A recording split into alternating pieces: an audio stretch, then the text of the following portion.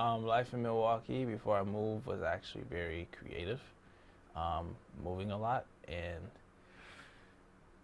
it's a hustler mindset here. And you moved to Arizona 3 years ago. Talk about the decision to make the move. Okay, going to Arizona has been actually a good move for me because the connections there on the West Coast is a lot more easier to get to, and make happen. And you moved. Why did you move? Why did I move? Yeah. I moved to also get close to my mom because she was in Phoenix, and then also just be close to the networking scene in the West Coast and like by Texas, Cali, and actually Phoenix itself too. And there's a couple more places over there on the West Coast that I go to. Cool. Okay, so you're an artist, Mm-hmm. obviously. Talk about where that passion came from. Where did it start? I guess I would just say mom's really, because my mom always was there to encourage the artistic side of me. Actually, at one point, I actually didn't want to paint no more, and I wanted to break dance for like be the biggest break dancer in the world, and I just stopped painting, and she was mad at me. But she invested all this stuff and got all this stuff for me, and her pushing that passion towards me, it just kept me at least doing it as from a kid, and I always just been natural at it, doing it since I was little, going into school, high school, then even going into college and being at true school. I just always just did it for a therapeutic reason for myself.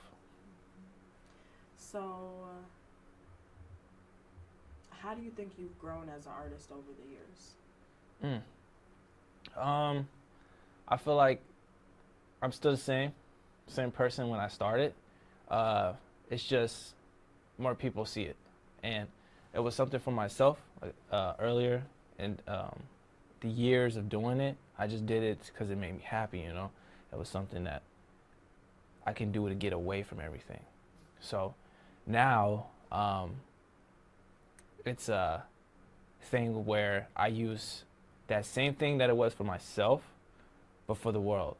I'm hoping it, helps put a smile on people's face, inspire that person to paint, inspire that person to do something just like how I'm doing it. So it brings me to my next question. You mentioned how more people are seeing your work now. Mm-hmm. Obviously, you have a lot of followers on social media, and people share your videos of your artwork and stuff. I actually know people who follow you that are into anime and stuff. So, at what point did you decide to just start like posting your work? That's tough. I guess. So, all right. So remember I told you it was therapeutic? So in 2020, there was the COVID came out, and it was very devastating around the world. And at one point, we couldn't leave the house in Milwaukee. Everyone had this part, unless you were, I think, a doctor or someone that worked in a factory job or something. You were able to leave the house. If you weren't, you had to stay in the house. And during that time, I was a dancer, and I was a music artist. That's where most of my income and stuff was coming from. I was doing shows. I was dancing in competitions every weekend. But they closed it down. It's like a month or two. I can't remember exactly how long it was, but it's really long. And being inside the house, I kind of got, I want to say, depressed / bored, And you can't even go and see nobody. You can't talk to nobody. You can't get close to nobody because you're going to spread diseases, not diseases, but the COVID-19. And during that time, I decided that I'm going to just paint. It's one of the things I said is therapeutic. This is leading into the part where you ask, why did I start posting it? In 2020, I decided to paint my entire house. I painted the living room, my room, bedrooms, hallways, and I painted murals in the whole house because it's just stuck there and I'd be able to do nothing. And I was thinking to myself, I should share this with people that's probably going through the same situation as I am, and hopefully inspire them to do something with the time to kind of not make you so sad and depressed and away from society at that time. That's really how I started posting the painting and stuff, because In 2020, I wanted to inspire people to do what I was doing at home. That's not a surprise. I've done interviews with other artists who have said the same thing. So 2020 was crazy. 2020 was crazy for all of us, but I think it really was a time for creativity to flow because we didn't have any other distractions. And in doing that, people developed a lot of really cool stuff. People started businesses, and I think in the creative world, there was a lot of opportunity there.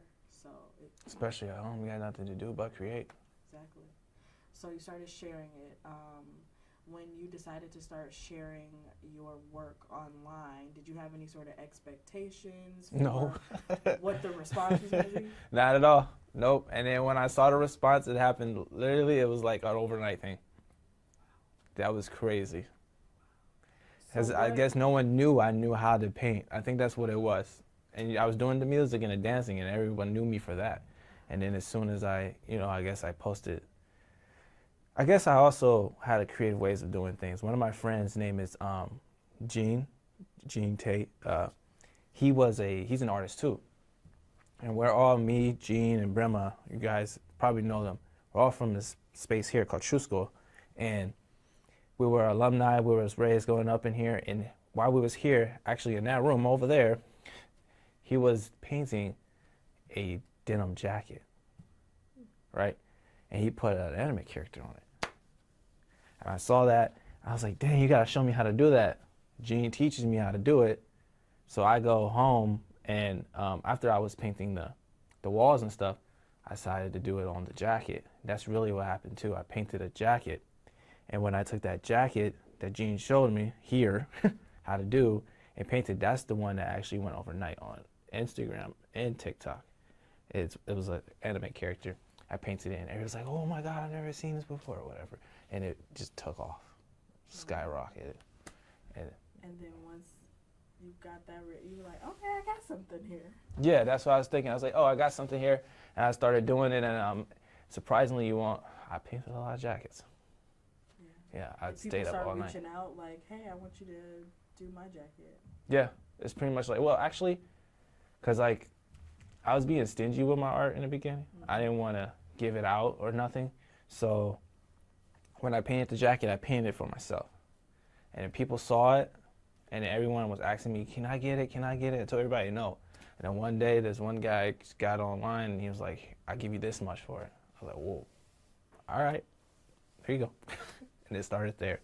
And I just kept doing commissions. And you know what commissions are?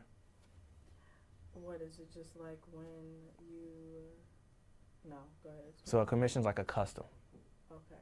If you wanted me to paint something for you, someone like would. When people say, oh, I commissioned him to paint this.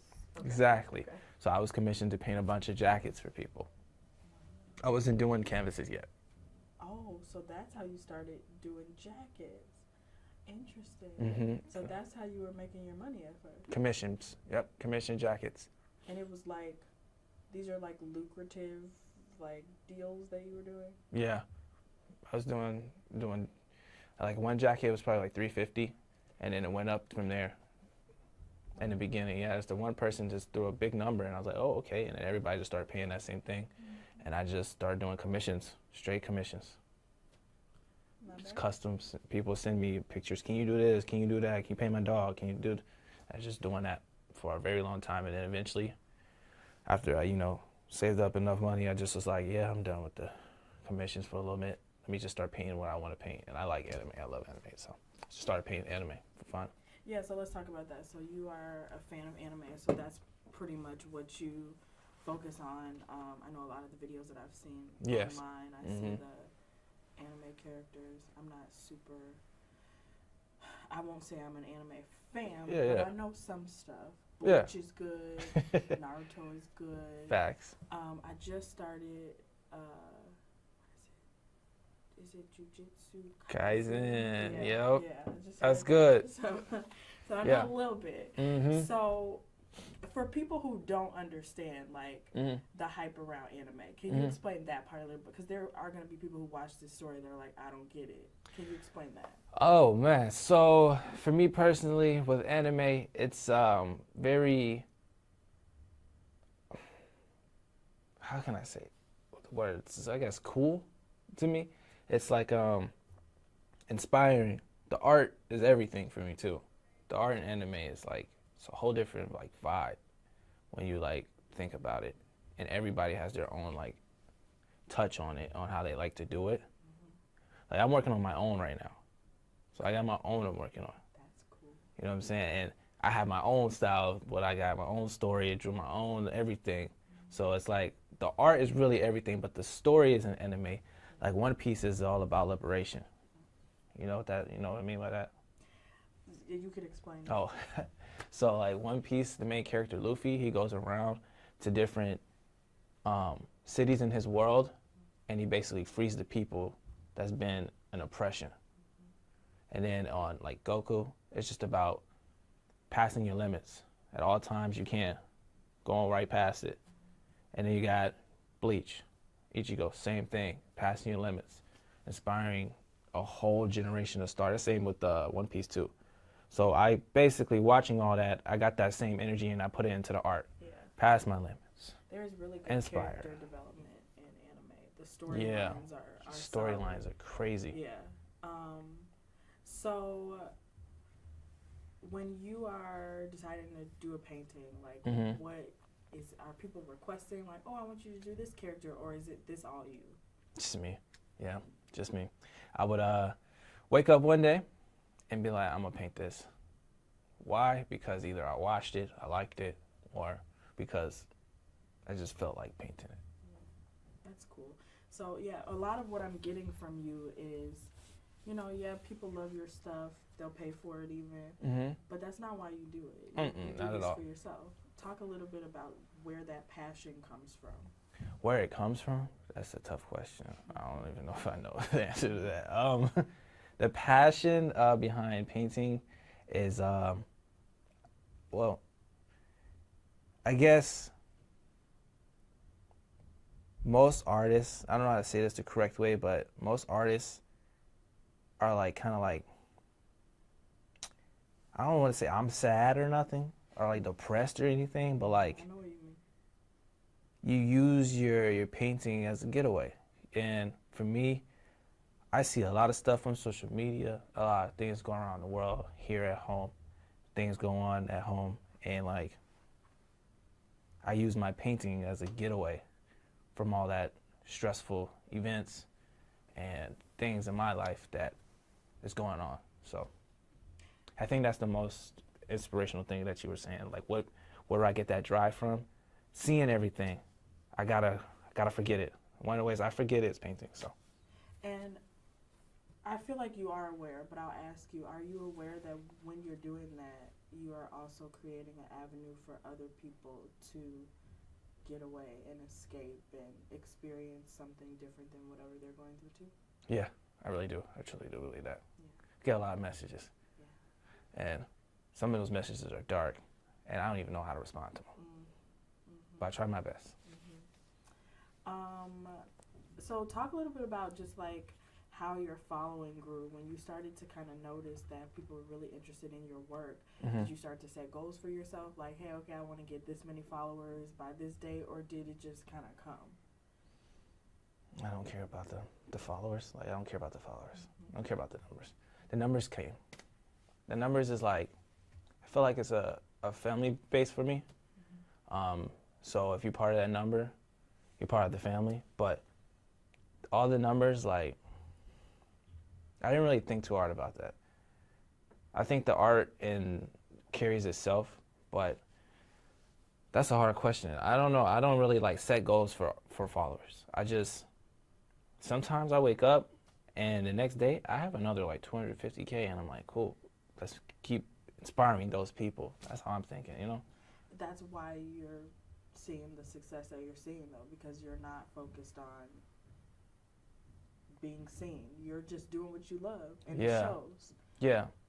I mean, it'd be different if I was to, like, say, for instance, I woke up and the posts you see are very pre-planned, scripted, or I'm trying to get something out of. Yeah. I'd rather just post the art and see if you guys like it, enjoy it. Hopefully it inspires you to do the same thing. Yeah. That's pretty much it at the end of the day. Do you have a favorite anime? Yes. Glad you asked. You answered that fast. Top 3. Tokyo Ghoul is number 1. 7 Deadly Sins is number 2. And Vinland Saga is number 3. You probably never heard of those 3, but if I was to recommend one to you, I would recommend that you watch Naruto. Naruto. Wasn't 7 Deadly Sins on Netflix? Mm-hmm. Yeah, okay. I remember seeing that. Meliodas. Okay. So that's in your top 3. Interesting. Okay. Yep. What's your advice to, like, young people who... Okay, let me just explain where this question is coming from real quick. So, obviously, I'm a journalist. Mm-hmm. People look at it and they just see us on TV and they just think we're just figureheads. But we are creatives. Mm-hmm. You know, the media, it's a creativity thing. Even what Brady's doing, there's creativity behind how he lights you up and where he wants you to be in the camera. Facts. And when I'm writing the story, there's creativity. Mm-hmm. So I understand that part of being an artist. I'm glad you understand that too. That's because that's number 1. Yes. It's art in everything people do. And People I don't understand that. growing up, you know, my mom was she was very supportive of what I wanted to do. Aww, but not everybody understands, you know, being an artist and being a creative. Mm-hmm. So what would be your message to kids who have that in them and maybe they're not getting the support that maybe we got from our parents? Yeah. I would say if you're someone, kid or not, older or adult, and you're thinking about something you want to do but you got no support, or you've been doubtful about it, or someone told you not to do it, or someone's told you you're not going to make it, you got to just honestly have that fire to, like, basically prove them wrong. I think that's very important. You shouldn't have to prove yourself, but, like, you can definitely show your worth and make sure it's enlightened. Not towards everyone, okay? I'm not saying you got to prove to someone else, but make sure that you know that your light is there.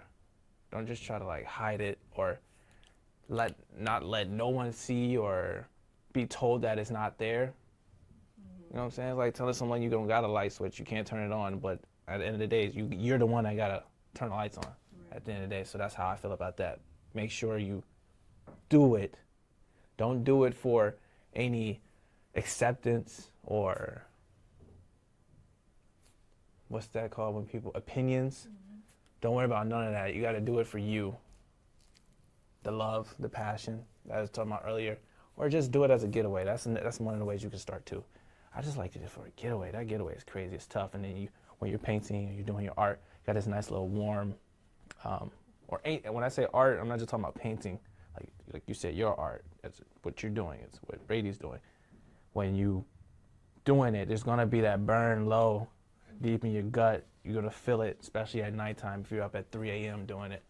That burn right there is what you really need to feel. I don't know how you're gonna get there, but I think that's where our answer should be. Yeah. And what do you call that?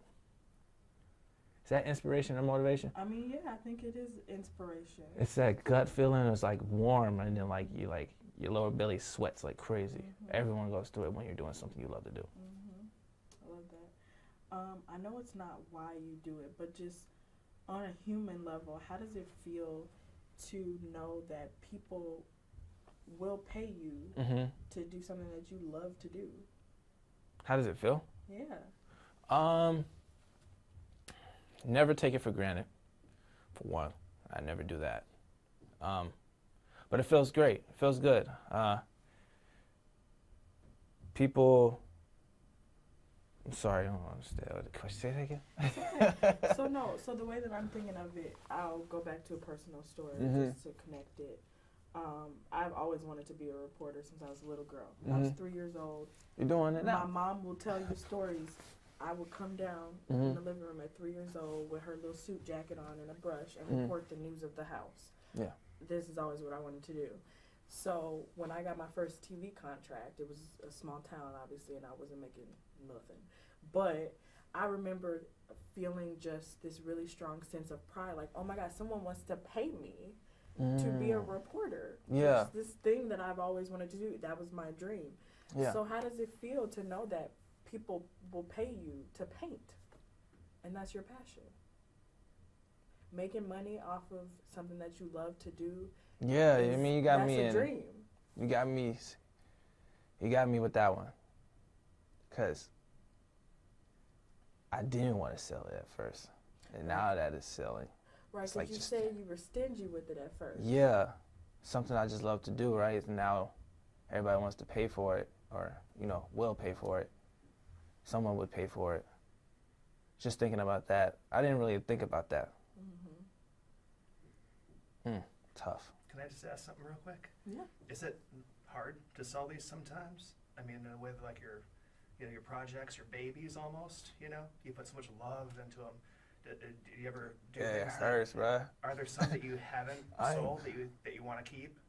Is there a temptation to sell them or To keep be it? honest with you, bro, I've only sold probably like 2 to like 5% of my work. Wow. Probably because I just feel like the right price didn't hit me yet, I guess. You know what I'm saying? But it's tough trying to give that away. You put so much time into it, and like, if it's a commission, that's personally not mine. It's someone that wants something painted for them. They specifically asked for it, so it's like, okay, It's not I'm my. filling an order. You know what I'm saying? I'm Yeah. fulfilling an order, but when I paint it, and then it's for like I get like emotional just seeing those paintings. I'm not talking about bawling tears, but like emotions as in pride, joy, happiness. The characters that I paint, they have the symbolic reasons behind them why I put them on my wall. So when I'm looking at it, I'm like, I gotta get up and keep going, And trying to give that away, it could happen, of course. I'm not saying I want it, but yeah, that was a good question. That was tough. Yeah.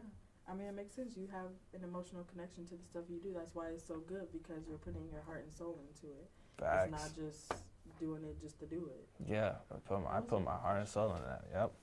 I can imagine being a painter and like, I mean, a commission is different, but like, Yeah. putting, creating that, and then it's like, oh No, Yeah. I no, feel that. I can't sell that. I feel that. Yeah, it's facts.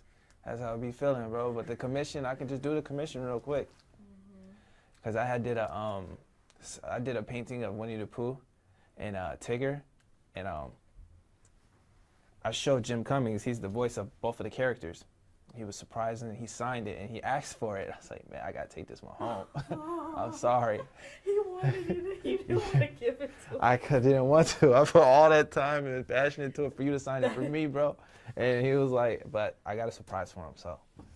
You're like, I'll make you something else, but I got something better coming for you, bro. that is so But funny.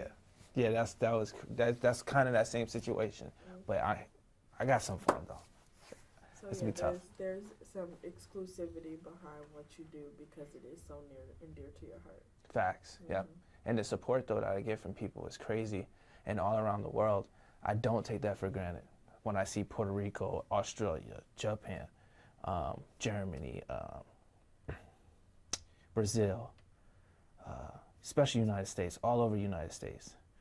Seeing that, it's like, wow, guys. I appreciate it for real. I do, from the bottom of my heart. That's awesome. Anything else you want people to know? I guess, yeah, here. So I am doing my own show, like I told you about. It's not out yet. I did finish the chapter. It's about like 60 pages of my art and my story that I'm going to tell and release. I don't know when I'm going to release exactly, but it's called Poya. Poya. What does that mean? Poya, it's a star boy. Okay. Star boy. It's from the folktale of the Native American mythology, but Poya is a star boy, and that's where the name derives from. But I will be releasing a whole manga, anime series around that. This is my brand. That will be based around it too. The books and the comics. And all the artwork is And all the artwork. from you. Yep. And and an album. to help push it. Okay, Yeah, cool. just doing a whole album. The album will be dropping in February. I was gonna say, because anime, a big part of it is the music too. Yeah, right. So I'm painting the album cover. I'm gonna do the track list. I don't know if I'm gonna sell it, but it's gonna be there to be available eventually, and then promote a whole like world based around Poya. The music's gonna be around Poya. The characters, the story I'm telling. It's about a boy that basically gets thrown into a life he don't want to be into and forced into, and he wants to find his way out of it. And his way out of it is doing what he don't want to do, like real life situations. That's real life. So. Okay, all right, awesome. Do you have any other questions, Marty? I think that's good. Awesome, thank you so much. No, thank you. Thank you guys. Oh, man. All right, can I just get a shot of your shirt real quick? Oh, yeah, for Like, sure. kinda just, yeah. It's called Non-Ternal. Where'd you come up with that? One day, I was driving home from wherever I was doing, probably dance competition or something, dancing and practicing. And I seen that I stay up, I'm like a night guy. I'll be up till like 8 in the morning. And in at Phoenix by my house, there's bats everywhere. Bats, owls, all that type of stuff. And I was like, dang, there's a lot of nocturnal animals. It's like, I might be nocturnal. So You're like, I I'm just, one of them. I might be one of them. So I was like, let me just change the C, flip the N. And basically this means people that really don't sleep. You live throughout the day and night. That's what nocturnal means. I get that. It's about grinding your life. And then one of the quotes I have is, sacrifice of sleep is the currency of achievement.